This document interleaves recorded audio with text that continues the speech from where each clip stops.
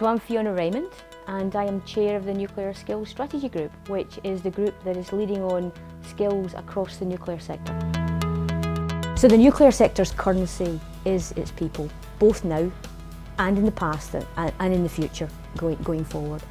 The Nuclear Skills Strategy Group recognises this, recognises the need for maintaining that level of expertise that we need to have within our sector at all levels, and ensure that the currency of our people is maintained and is grown going forward.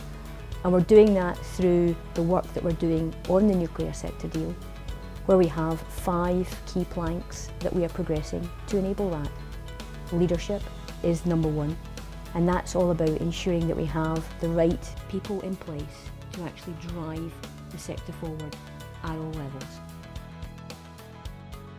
The second area, and this is in no order at all, is actually about staying at the cutting edge.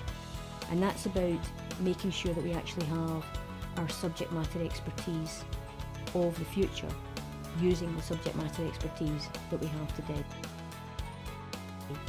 The third area is about driving local apprenticeships.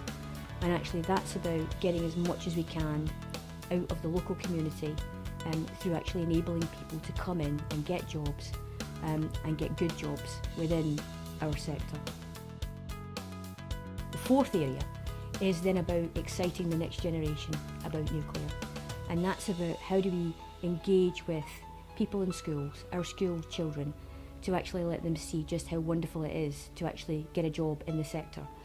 I know that I've been very fortunate to be in this sector for the time that I have, and I've had a brilliant experience, and I want others to be able to see how great it can be.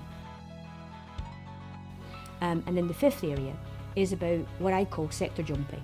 How do you just make it easier for people to actually move from one sector into ours and back again, and actually just making it a great experience, enhancing CVs. And underpinning all of that is a 6th strand that's about ensuring that we have equal rights, an inclusive culture and diversity across the sector. And so that's what it's all about. It's all about maintaining and growing the currency of people, both now and in the future.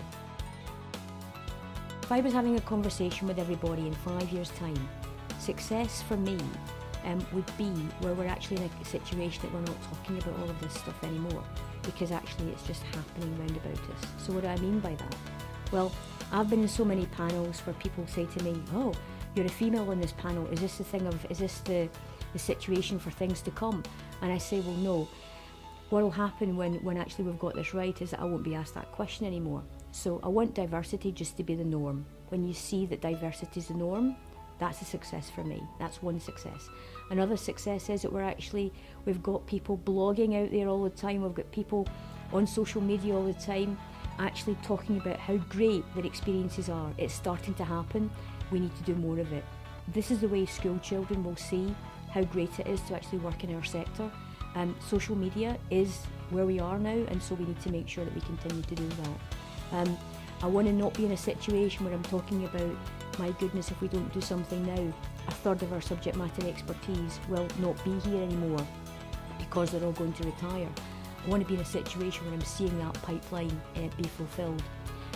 So a number of these things we'll see this starting to happen. I want to see people transferring from places like oil and gas into nuclear.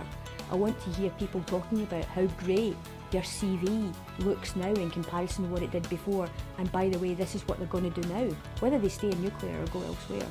So all of this, I think, would be really important to start seeing within the next 5 years. To be honest, it might take a bit longer, but I'd like to see some of the shoots.